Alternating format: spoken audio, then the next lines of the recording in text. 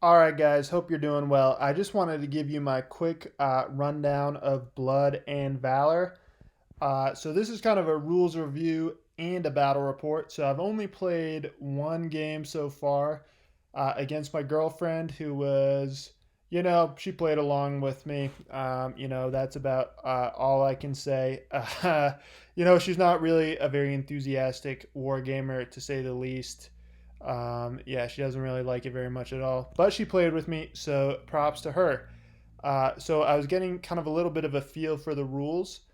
Um, so Blood and Valor is a new set, came out in 2020 of World War One rules, and it's designed to be, quick to play, easy to pick up, and playable in a small area. So I'm just going to give a quick rundown of how the rules work, and then we'll go into the battle report, and I'll have some kind of final thoughts afterwards. So I was playing mainly late war. I did a late war British army and a late war German army, um, and the rules are I see they're definitely taking inspiration from other rule sets, but also kind of put in their own unique spin on things. So the first kind of unique thing is bidding for unit activations. So the way that works is, during every turn for each unit, you bid a certain number of points, and each unit is worth a certain number of points. So like a rifle squad will give you 3 bidding points, and so you might have like a rifle squad and a support unit and another rifle squad in your command team, and that'll give you maybe like, I don't know, each rifle team 3 points, your support team 1 point, and your command team I think like 2 points. So you're looking at like 9 points. So you have 9 points to play with. So if you like really want to go first, like the first turn, you can go all in. If you're like, oh, I want to react, and then my second unit, I want to go all in with that one. You can tailor your bid so you can kind of determine where you're gonna influence the battlefield, so to speak. You have a command team. What your command team does is it can enable units to make additional moves beyond or additional actions, I should say, beyond just simply activating. So they can be really important, and you really need to have your commander where he can influence the battlefield, where it's really important for you to strike. So commanders are, I thought, they seem to be pretty important because those extra activations on units can really make all the difference. The game is pretty bloody. I'm not. I don't play a lot of like 20th century games. Most, like literally all the World War II games I've played have been I Ain't Been Shot Mum, which is more like a company level game by Two Fat Lardies rather than this kind of more like squad based game. Although in I Ain't Been Shot Mum, there's you activate individual squads as well within kind of your company level sort of stuff. But anyways, I thought this game was pretty like bloody in terms of casualties. The casualties seem to come thick and fast. Even in being in cover, guys die. Guys seem to be dropping by the droves. So it's kind of quick play in that way. So if you're familiar with like Two Fat Lardy's rules, and I can't remember how bolt action is. I've read the bolt action rules, but I haven't like played a game yet. But Two Fat Lardies, you're accumulating a lot of shock and less casualties than shock usually. And when you get casualties, you're pretty much always getting shock with them as well. Um, in this case, in Blood and Valor, you're taking casualties and then you're rolling for shock separately. And in the one game I played, so that's just one game. I got we were getting a lot of casualties. We were getting much less shock than casualties, and I don't know if that was just the dice rolls or what have you, but that's just seemed to be the way it went. And shock in this game is pretty important for driving your opponent back. Shock makes them fall back. They have to rally off shock, etc. My girlfriend was just not taking any shock at all. I wasn't really taking much shock either. A little bit, but not, significant numbers. the units actually really had to be like whittled down, take a lot of casualties for that shock to really accumulate. And I think that might be, that's just one game. So, you know, not well, it might be a little different. Maybe play more games that might kind of work out a little bit more. I think because I think of you probably should be taking more shock than casualties, but I could be wrong or yeah. So maybe not a large enough sample size for that. Um, yeah, machine guns and crew weapons. They seemed very vulnerable in the rules. You know, I'm I don't think we were playing it wrong, but I was able to take out the machine gun with riflemen shooting at it behind cover. And it did inflict casualties, but since it only has 3 hit points, three dudes operating it, it's not that hard to take out with like a 10-man rifle team if you kind of have the jump on it, even just with rifle fire. And part of that might have been the kind of clutter of the terrain on the table. But all in all, it was a game that my girlfriend was able to understand and play with me. And she is not a war gamer again, and she was able to pick up this rule set and play. Um, you know, so I mean, she's not very enthusiastic, but she was able to play the rule set. Using it. So I took some footage of the first battle I did. So let's jump into that footage. So here we have the map, the terrain that I set up for this battle. My girlfriend deployed on the far corner. She was the British, and I was the Germans, and we had 2 objectives to take. Now, the rulebook does have some generic scenarios in there. The objective taking one has 5 objectives to take. We just did 2 for this game, and we each had about 50 troops per side, which is kind of, I think, way more than the average game is supposed to have. I think we were playing around like 270 points each, whereas I think, most games are supposed to be like 150 to 200 points. But I had already painted up all the troops, so I wanted to use them. And this was also on a very small table, so, there were probably too many troops on the table, to be honest. So for the terrain, we have some woods leading up to, the farmhouse over there on the left side, with, kind of more open center, although there are some stone walls. And then on the German side, I wanted to, this battlefield, I wanted it to be kind of like, the Germans had penetrated past the trench line during Operation Michael or the Kaiserschlacht, that 1918 offensive. They penetrated past the trench line, and they're kind of at the edge of their artillery range, I guess. And the artillery has just kind of hit south of this farmstead. And, they're trying to, each side is kind of trying to capture the buildings and prevent the Germans from, expanding their breakthrough. So let's go on to the game itself. So the Germans have moved up and occupied the house, and the British are moving up into close range there.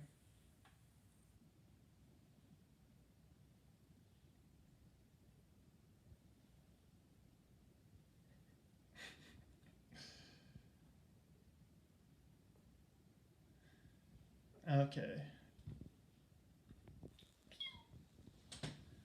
All right, so now it's time to bid for the initiative again. So, 3. okay, you have to say when you're gonna bid. Okay. I feel like you can see me. So I'm just gonna bid 2. So you can move. I'm gonna bid 3.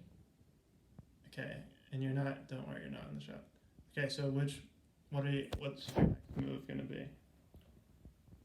I'm gonna occupy the stucco house. Okay, so pick which squad you want to move and move them how far. If you want to do 4 or 8 inches. Okay. So yeah, you can charge them up 8 inches to the building. Well, you have to measure how far 8 inches is, but.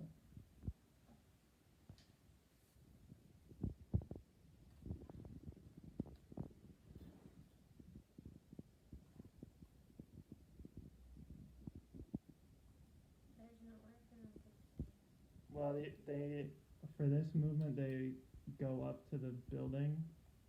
So you can put them like right behind the building, and then next turn they can move into the building.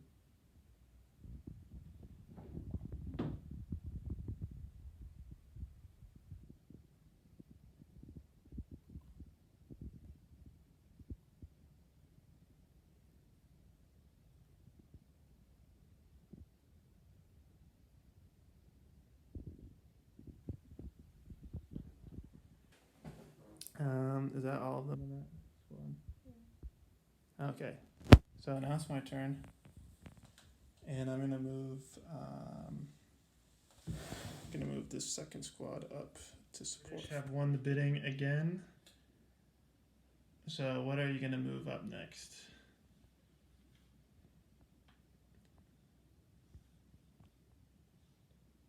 You can move up your rifleman or your machine gun or whatever you want. Is this my rifle? That's your machine gun team.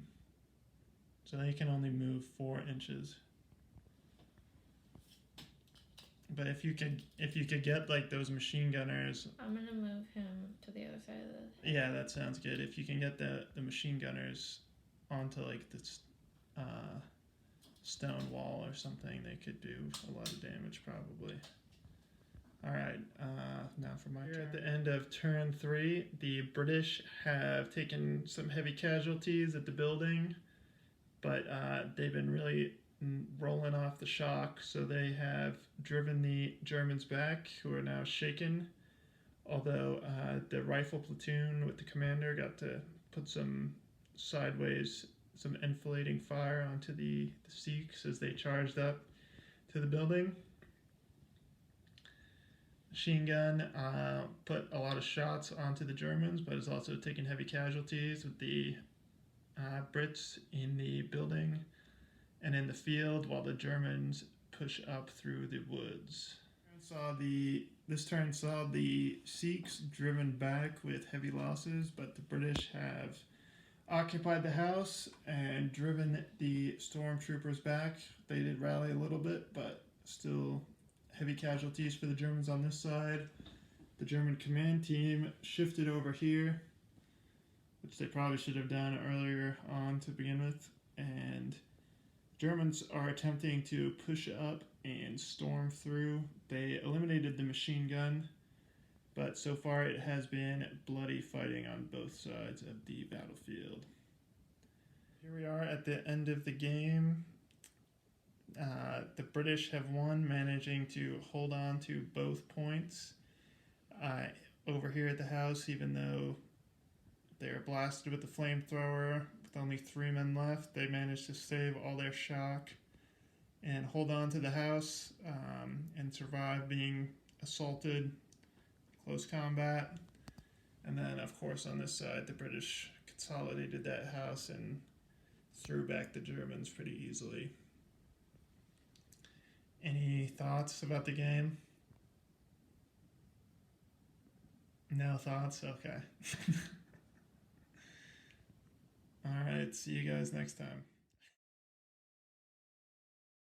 So there you have it. That was our game. So a note on the bidding. What you're actually supposed to do is like use these kind of bidding tokens. So we started out just kind of yelling out our bids, but that didn't really end up working out so well. So we just ended up, tallying how many points we had and writing down what our bids were, and then bidding using that. So the bidding system is an interesting way to, see who has the initiative. But on the other end of it, and that is a fun game, and I can imagine it'd be really, a fun sort of mechanic when you're playing against someone who's also like really into the game. Playing against my girlfriend, who was really, not that interested in the game, like the bidding was definitely like a chore for her. And it kind of ended up slowing down the game quite a bit with the bidding. Whereas, if we were doing kind of like a card activation or another kind of activation system, it would have gone, faster, I think, and a little smoother. But also, war games rules, I think they're usually intended to be played by 2 people who are equally interested in.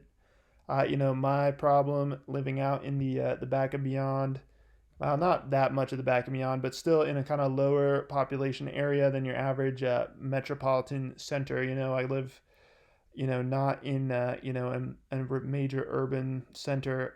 It is, finding players for war games is hard, and I always have to collect both armies. That's basically the way it is. And even the wargaming club I play with, everyone has their own armies, which are incompatible in their own rule system. So, the bidding, with them, I think the bidding would work fine because they're into wargaming. If you're trying to introduce someone to wargaming and they don't really know what they're doing, I think the bidding kind of slows things down. Um, that being said, my girlfriend did win the game, so yeah, I don't think the way I built my army for the game was to the best way. The stormtroopers, I had two squads of them. They're a huge point suck, and they didn't really deliver. The flamethrower does deliver in a major way, but again, maybe I'm also not the best player too.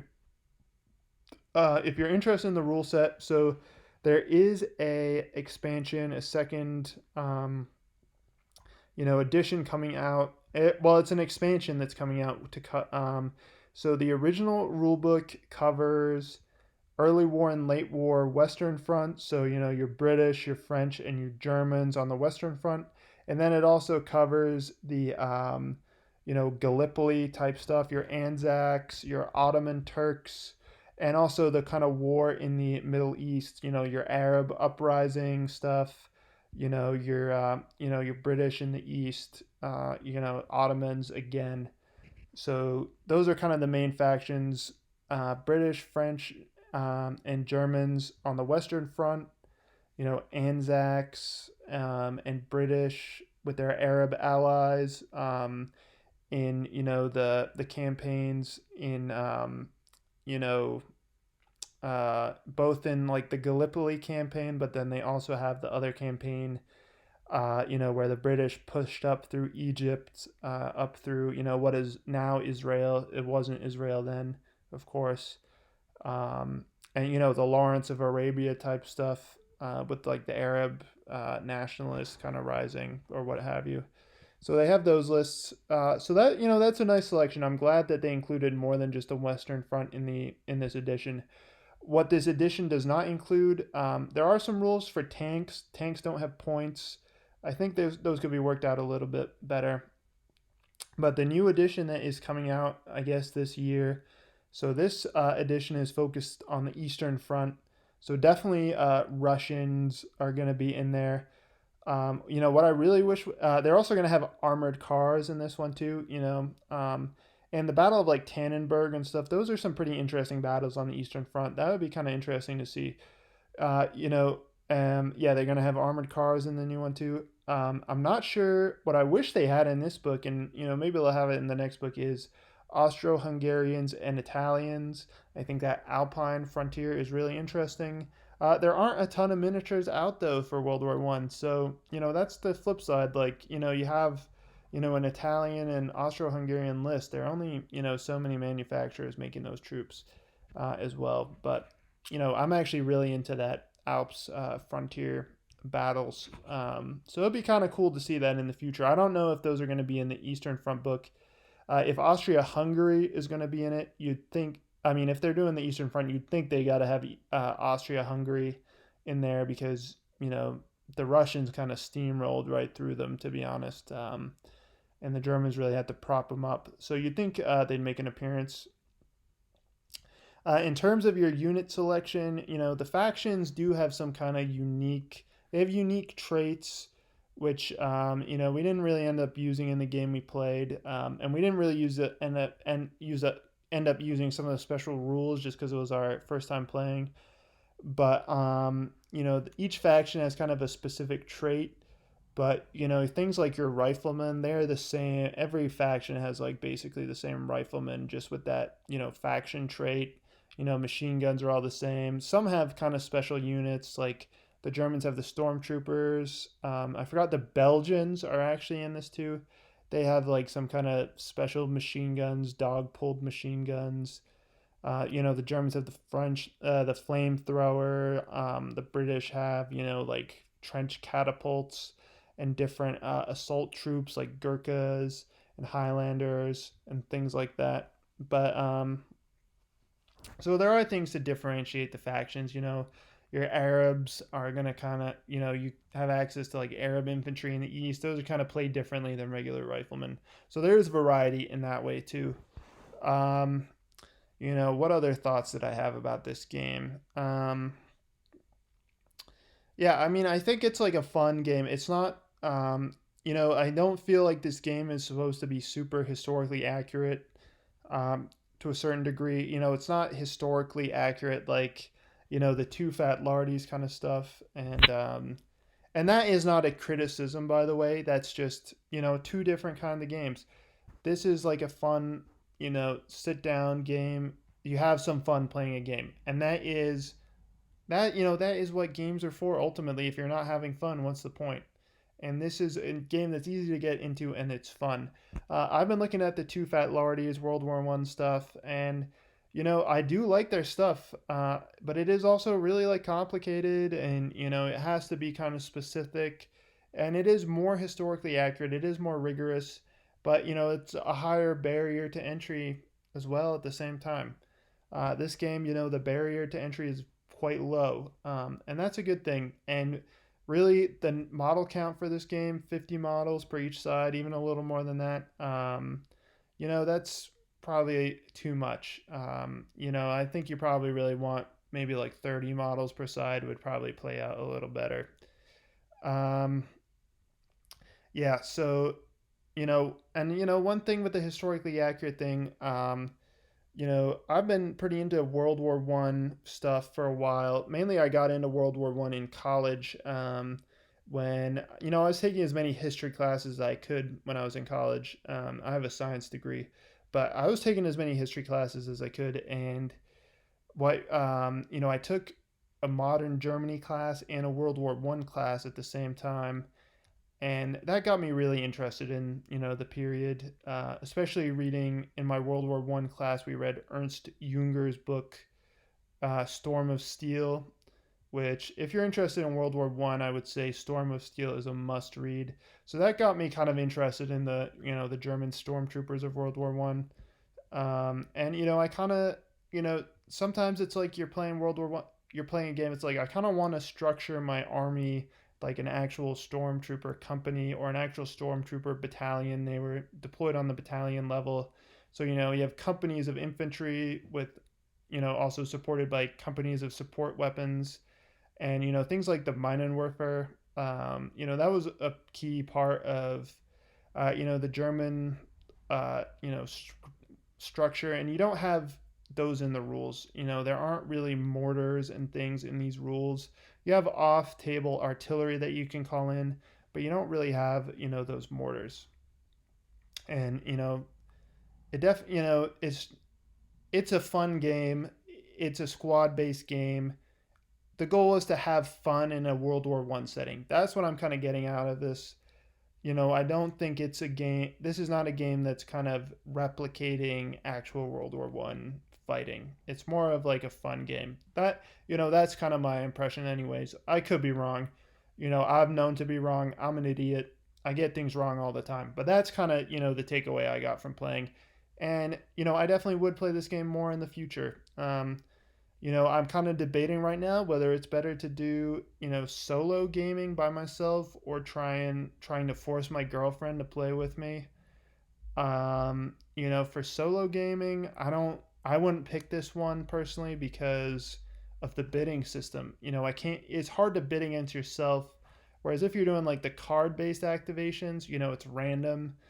And I think that works a little better for solo play. So maybe you could adapt it. I don't know. But also, the bidding seems kind of integral to this game system at the same time. Maybe I'll try and get my girlfriend to play this again and, get a better battle report going. I want to do more battle reports. I want to do better battle reports on this channel. But, get the girlfriend in again. Have much smaller armies, maybe like 3 squads each with a lower model count, or 4 squads each with a lower model count, plus the command squads. Keep it simple and stuff. But anyways, my takeaway is, this is not a bad game. This is a fun game, but it's also, it's a game, it's a game to be played. It's not a game that's, modeling historical scenarios. And that actually is one, kind of complaint I had about this game. This game does come with some basic scenarios, but they're kind of generic scenarios, and they seem targeted to like tournament scenarios. And here's the thing: is the scenarios aren't bad. They're just not really historically based scenarios if that's what you're interested in.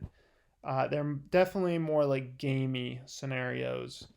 Um, that's not a bad thing. That's just the way it's set up. Whereas other games, and every game does it differently. Some games have game systems, have scenarios that are based on historical events. Some have more gamey scenarios to make playing a little more interesting than like smashing guys together. This one goes for those kind of more gamey, maybe more tournament oriented scenarios. They do have some, additional scenarios that are not tournament based. They're like, I think they call them narrative scenarios.